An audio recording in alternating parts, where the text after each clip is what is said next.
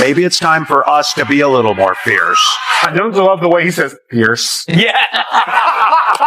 We've got to be fierce. We fiercely have to go up to President Trump and spank him. We got to bully him. I got to get my hands. They send Tim Walz out there to be sort of man of the people. And the latest effort was him this weekend, like working on his car. He's just like a guy who works on the car and kicks the engine around. Everything works on here. Walz walked into the live TV segment as if it were just another rehearsal, but things unraveled fast. Tyrus and Megyn Kelly didn't get emotional or wing it. They came prepared, checking facts on the spot. A few quick glances, and the tone shifted almost instantly. What was supposed to be a routine conversation turned into one of those tense moments producers quietly hope a commercial break will cut short. The tension was unmistakable. Demonized. He turned Minnesota into hell. Listen, I feel bad for Elon. Mm-hmm. I would be furious if I was him. Mm-hmm. If this is who you sent to troll me? Yeah. The discussion shifted, and so did the energy. What started as a polite cable news conversation grew uncomfortable within minutes. There was no shouting, no raised voices. Tyrus didn't lean in or interrupt. He stayed calm. The clearest sign the argument was already lost. Quiet confidence doesn't rush. It waits. This up? It's a compilation, but I think we've nailed it. Come on down, not fall on down. It was like watching someone calmly explain why a weak structure collapses under pressure. At the same time, Megyn Kelly wore that unmistakable look of someone who had already reviewed every detail, every quote, every missing fact. She wasn't guessing. She wasn't reacting. She was prepared. You put men in women's sports, right? I have two daughters. My daughters are awesome. They're very strong people. I don't want them playing volleyball or basketball or anything else against boys because physically they just can't match up. Yeah, I got three daughters. That's just how we are. Yeah, I got 3 daughters and a son, and one of both. My son does jiu-jitsu, and my daughter wants to do jiu-jitsu. I'm not putting her in with him. Yeah, you know, it's just like you don't do. It's just certain things you. Walz opened with a familiar political move. A statement that sounded reasonable, responsible, and carefully vague, meant to earn approval simply by existing. That illusion didn't last. Iris responded with a deliberate pause, not from hesitation, but with intention, letting the silence do the work.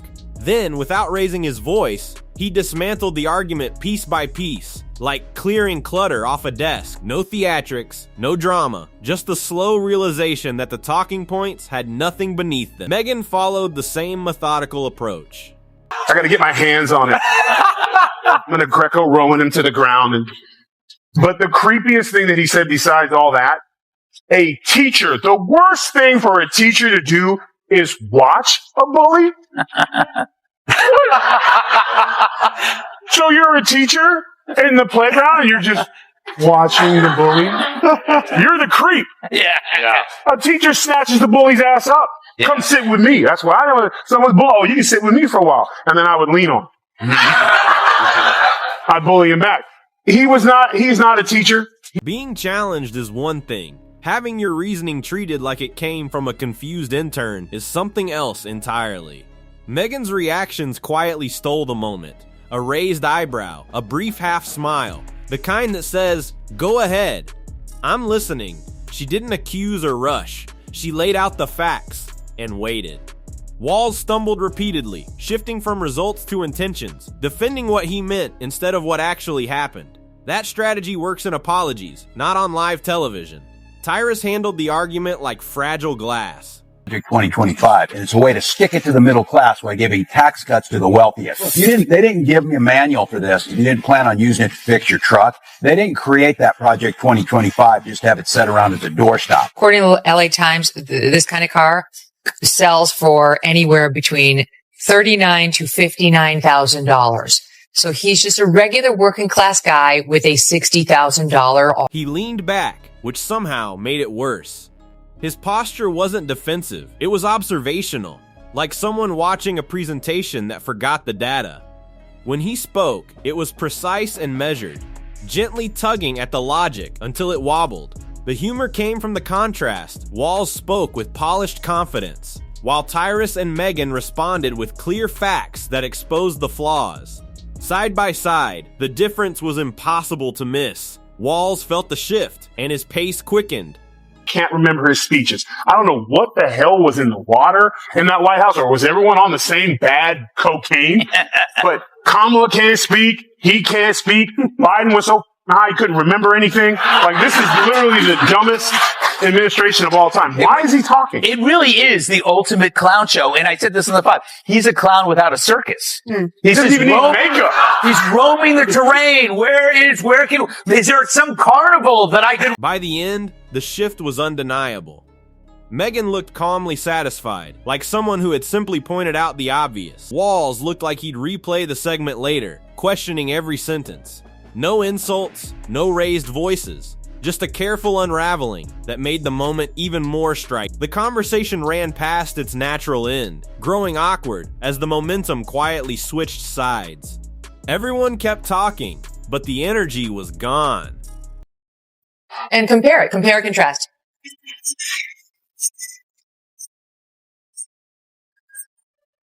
Look at him.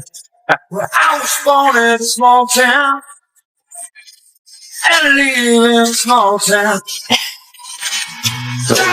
It's the same. But that's exactly what they do with him. Wait, that's interesting because I want to get to the IVF stuff, but like the whole, like, he's kicking everything around and he's super... By then, Tyrus listened with the patience of someone waiting for a bus that had already left.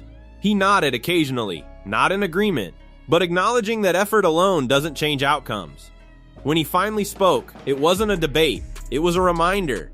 Good intentions don't fix systems or erase consequences. His tone wasn't sharp. It was clear. To get the guy from D-Team to come out at Family Theater and call me names. Yeah. Like, Tim, I would, if they were like, oh, Tyrus, man, ooh, tough news cycle. Tim Walz is talking about you. I'd be like, oh, Timmy? I want to fight him so bad. Why won't he just answer my tweets, Megyn began speaking less, letting her expressions and carefully framed questions do the work. Each question invited explanation while quietly demanding accuracy, and broad claims struggled to survive that stand. Walz kept answering, layering explanations over visible cracks. The tension was sharp and instructional. This wasn't a fight. It was an examination. Confidence alone didn't pass the test. When Walz drifted toward big ideas and sweeping visions, Tyrus steered the conversation back to practical terms. What does it mean in action? Who benefits? Who bears the cost? Tim Walz. Okay, Jen Psaki, she's a talking head, whatever. But Tim Walz was recently the vice presidential candidate on the Democratic ticket. Maybe you would expect a little better, a little higher in terms of the rhetoric. You would be disappointed. Here is SOT 27. You get up in the morning and you doom scroll through things, and although I will say this, the last few days you woke up thinking there might be news. Just saying. Structure took control. This wasn't chaos. It was order reasserting itself. There's a quiet irony in watching someone argue for competence while being outmatched by preparation. Walz wasn't incapable, but his case relied on trust. Tyrus and Megyn relied on memory. Trust asks people to believe. Memory asks them to remember. On live television, memory wins. He's so weak. He brings nothing. If you were going to go after someone, man to man, hit him with a fact. Hit him with something real. Yes. You don't have anything. And here's the cold part. If Elon called him up and said, hey, Tim, you want a job? He would take it. Because that's what spineless... He would... And when he was questioned, he was like, I was just holding him in account. The moment someone realizes the audience isn't buying the pitch, everything changes. No applause. No outrage. Just silence on television. Silence is the most honest reaction. Tyrus stayed calm, explaining rather than attacking. Megyn looked satisfied, not triumphant, just done. Walz appeared thoughtful, mentally bookmarking the moment for later. No, there will be news. Look at him. So chipper. Don't worry. There will be news. In other words, Trump will die. Something to look forward to. The absolute nerve, especially with a president who was subjected to at least 2 assassination attempts and just dodged death in recent history, to the great relief of every sane person in the nation.